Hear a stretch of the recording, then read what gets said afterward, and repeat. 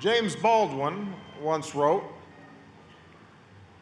"For while the tale of how we suffer and how we are delighted and how we may triumph is never new, it always must be heard." For while the tale of how we suffer and how we are delighted and how we may triumph is never new, it always must be heard. Today, as so many generations have before, we gather on our national mall to tell an essential part of our American story, one that has at times been overlooked. We come not just for today, but for all time. President and Mrs. Bush, President Clinton, Vice President Dr. Biden, Chief Justice Roberts, Secretary Skorton, Reverend Butts, distinguished guests, thank you. Thank you for your leadership in making sure this tale is told. We're here in part because of you and because of all those Americans, the Civil War vets, the civil rights foot soldiers, the champions of this effort on Capitol Hill, who for more than a century kept the dream of this museum alive. It includes our leaders from Congress, Paul Ryan, Nancy Pelosi. It includes one of my heroes, John Lewis, who, as he has so often, took the torch from those who came before him and brought us past the finish line. It includes the philanthropists and benefactors and advisory members who have so generously given not only their money but their time. It includes the Americans who offered up all the family keepsakes tucked away in Grandma's attic. And of course, it includes a man without whose vision and passion and persistence we would not be here today, Mr. Lonnie Bunch.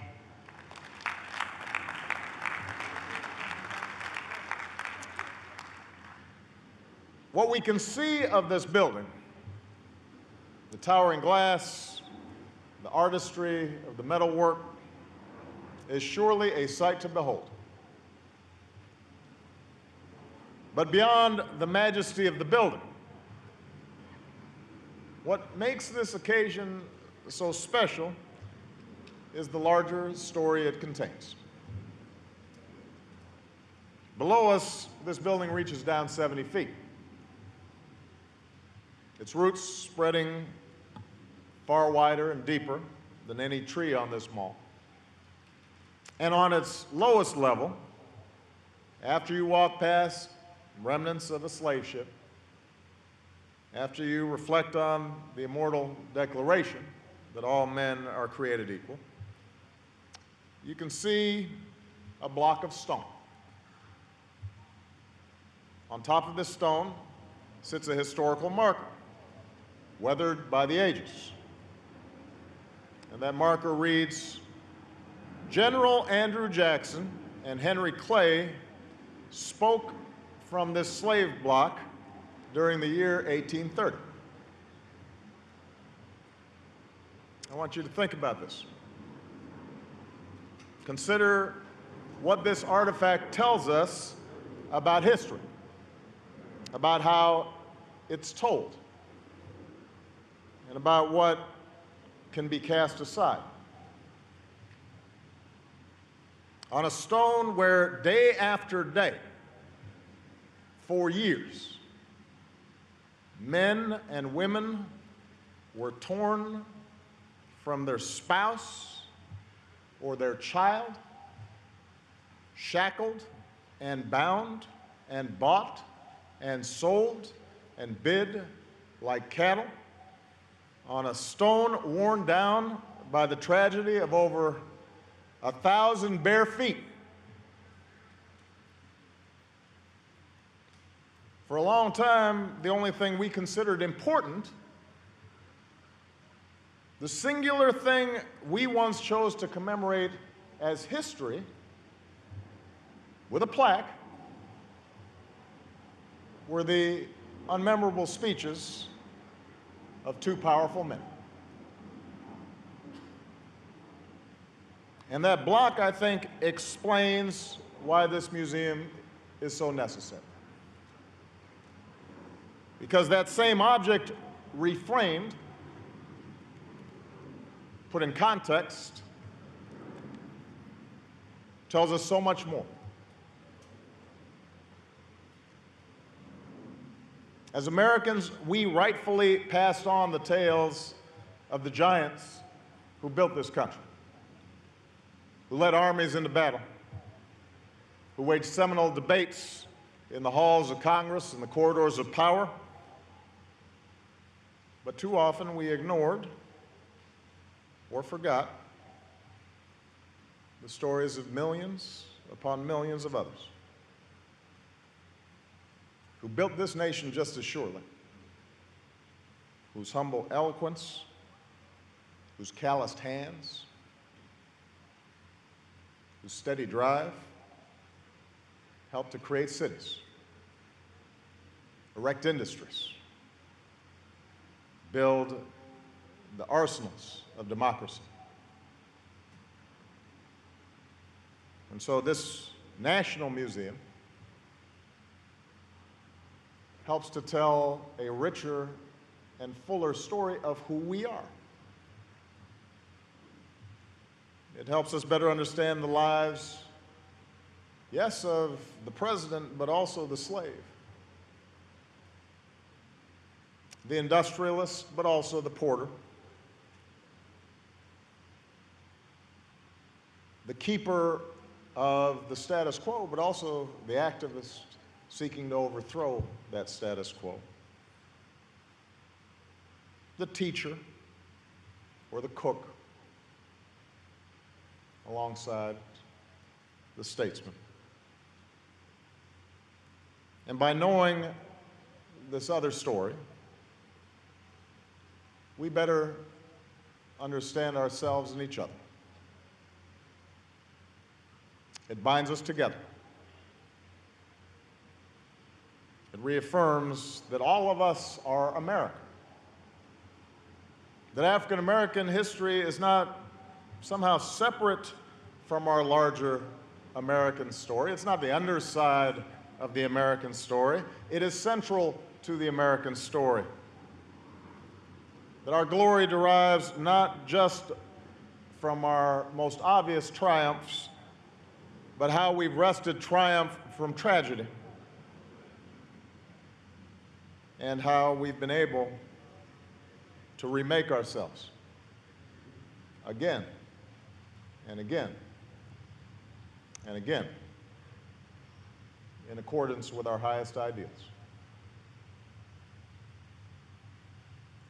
I, too, am American.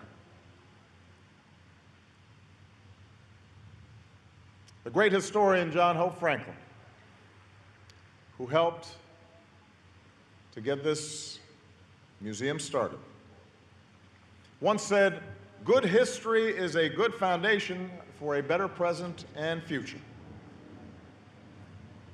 He understood the best history doesn't just sit behind a glass case. It helps us to understand what's outside the case. The best history helps us recognize the mistakes that we've made and the dark corners of the human spirit that we need to guard against. And yes, a clear-eyed view of history can make us uncomfortable. It'll shake us out of familiar narratives. But it is precisely because of that discomfort that we learn and grow and harness our collective power to make this nation more perfect. That's the American story that this museum tells, one of suffering and delight, one of fear, but also of hope, of wandering in the wilderness and then seeing out on the horizon a glimmer of the promised land.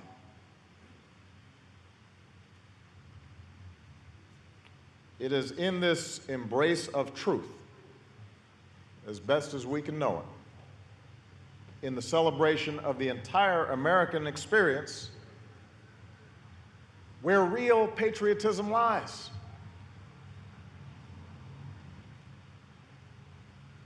As President Bush just said, a great nation doesn't shy from the truth.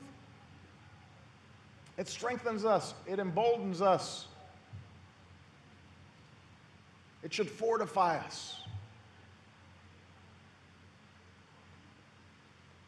It is an act of patriotism to understand where we've been.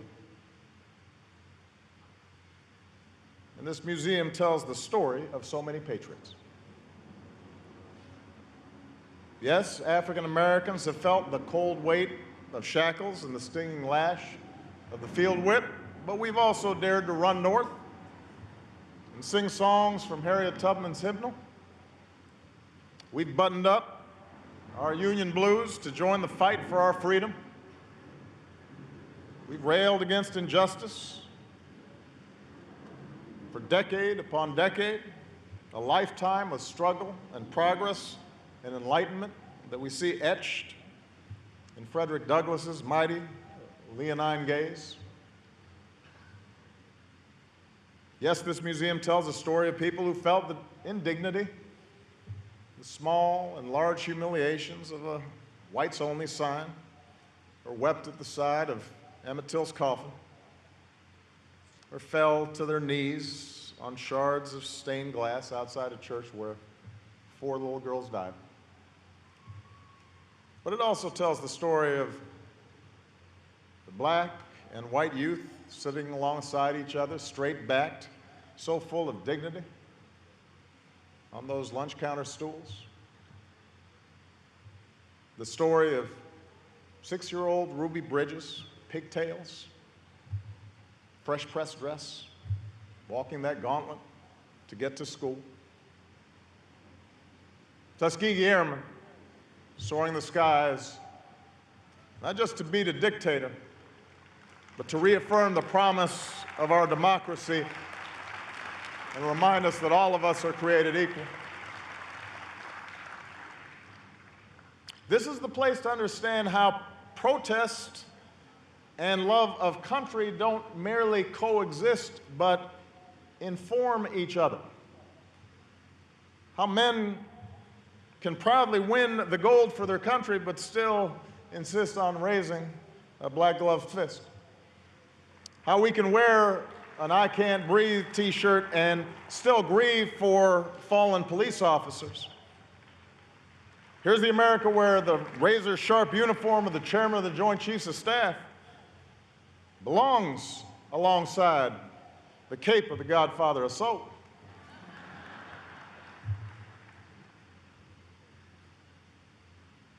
We have shown the world we can float like butterflies and sting like bees, that we can rocket into space like Mae Jemison and steal home like Jackie, rock like Jimmy, stir the pot like Richard Pryor. And we can be sick and tired of being sick and tired like Fannie Lou Hamer, and still rock steady like Aretha Franklin.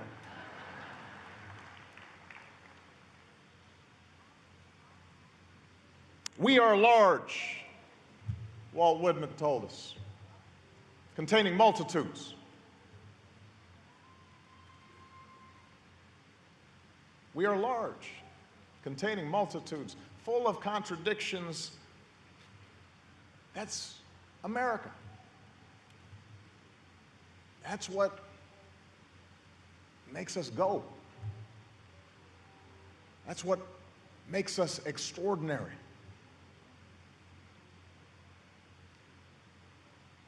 And as is true for America, so is true for the African American experience. We're not a burden on America or a stain on America. We're an object of pity or charity for America. We're America. And that's what this museum explains. The fact that our stories have shaped every corner of our culture.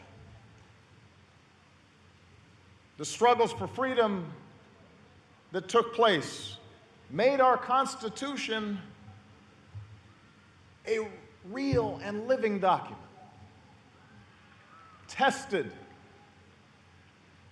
and shaped and deepened and made more profound its meaning for all people.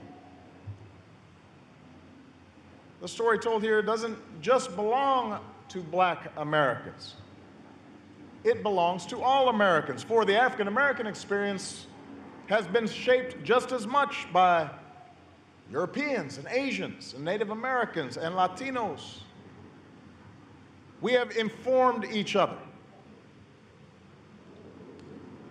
We are polyglot, astute,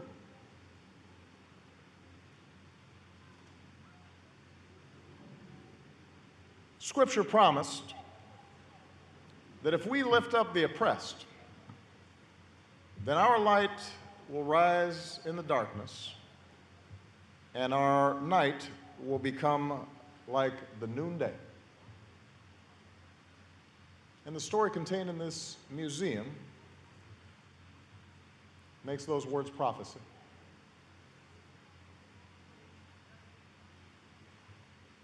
And that's what this day is about. That's what this museum's about.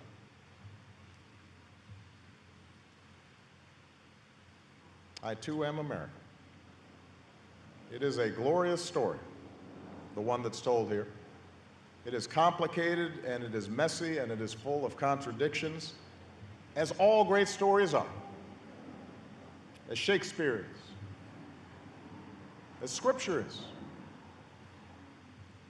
And it's a story that perhaps needs to be told now more than ever. A museum alone will not alleviate poverty in every inner city or every rural hamlet. It won't eliminate gun violence from all our neighborhoods or immediately ensure that justice is always colorblind.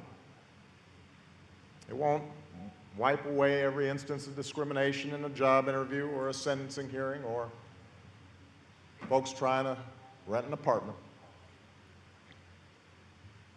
Those things are up to us, the decisions and choices we make.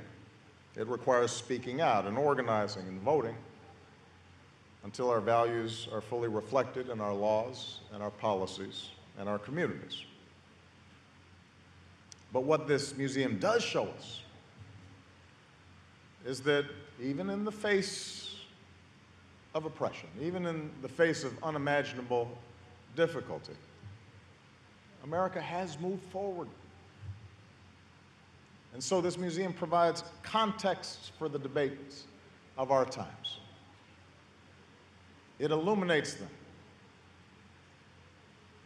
and gives us some sense of how they evolved and perhaps keeps them in proportion.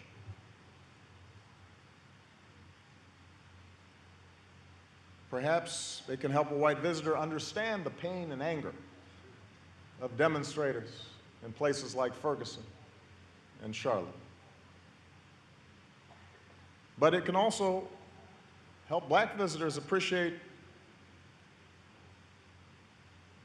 the fact that not only is this younger generation carrying on traditions of the past, but within the white communities across the nation, we see the sincerity of law enforcement officers and officials who, in fits and starts, are struggling to understand and are trying to do the right thing. It reminds us that Routine discrimination and Jim Crow aren't ancient history. It's just a blink in the eye of history. It was just yesterday. And so we should not be surprised that not all the healing is done. We shouldn't despair that it's not all solved. And knowing the larger story should instead remind us just how remarkable the changes that have taken place truly are, just in my lifetime, and thereby inspire us to further progress. And so hopefully this museum can help us talk to each other. And more importantly, listen to each other. And most importantly, see each other. Black and white and Latino and Native American and Asian American. See how our stories are bound together. And bound together with women in America, and workers in America, and entrepreneurs in America, and LGBT Americans.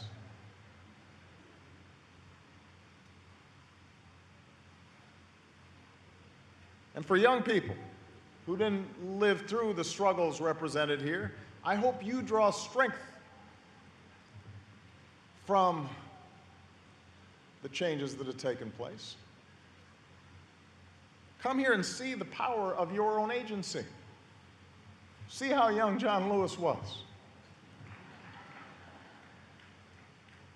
These were children who transformed a nation in a blink of an eye. Young people, come here and see your ability to make your mark. The very fact of this day does not prove that America's perfect, but it does validate the ideas of our founding. That this country born of change, this country born of revolution, this country of we the people, this country can get better. And that's why we celebrate. Mindful that our work is not yet done, mindful that we are but on a way station on this common journey towards freedom, and how glorious it is that we enshrine it here on some of our nation's most hallowed ground. The same place where lives were once traded, but also where hundreds of thousands of Americans of all colors and creeds once marched. How joyful it is that this story takes its rightful place alongside Jefferson, who declared our independence, and Washington, who made it real, and alongside Lincoln, who saved our Union, and the GIs who defended it, alongside a new monument to a king gazing outward, summoning us towards that mountaintop. How righteous it is that we tell this story here. For almost 8 years, I have been blessed with the extraordinary honor of serving you in this office. And time and again,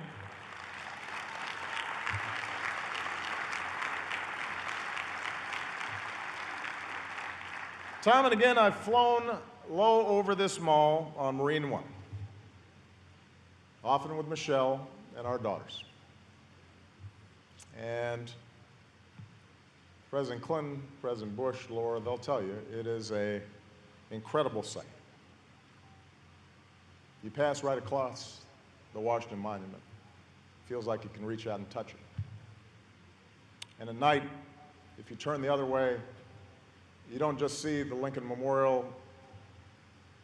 Old Abe is lit up, and then you can see him, his spirit glowing from that building.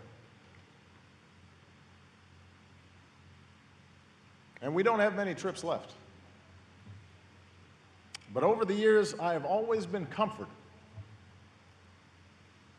as I have watched this museum rise from this earth into this remarkable tribute. Because I know that years from now, like all of you, Michelle and I will be able to come here to this museum and not just bring our kids, but hopefully our grandkids. I imagine holding a little hand to somebody and tell them the stories that are enshrined here. And in the years that follow, they'll be able to do the same.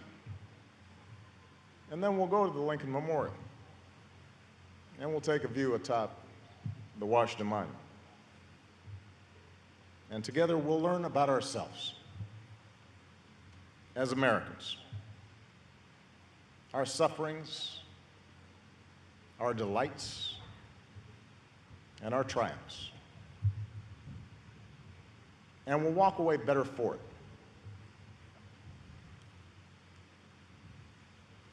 Better because we better grasp the truth. We'll walk away that much more in love with this country. The only place on earth where this story could have unfolded.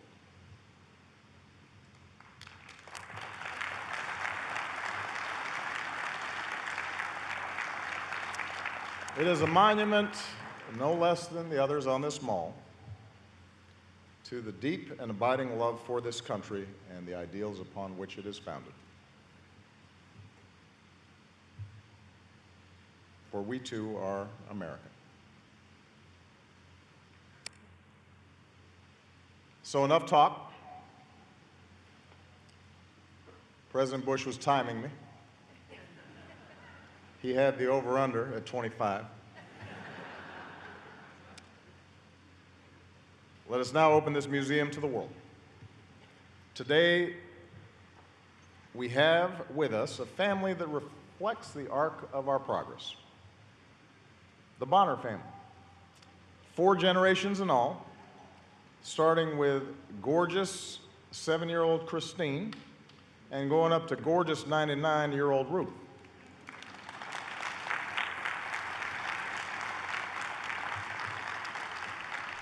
Now, Ruth's father, Elijah Odom, was born into servitude in Mississippi. He was born a slave. As a young boy, he ran, though, to his freedom. He lived through Reconstruction, and he lived through Jim Crow. But he went on to farm and graduate from medical school and gave life to the beautiful family that we see today, with a spirit reflected in beautiful Christine. Free and equal in the laws of her country and in the eyes of God. So in a brief moment, their family will join us in ringing a bell from the First Baptist Church in Virginia, one of the oldest black churches in America, founded under a grove of trees in 1776.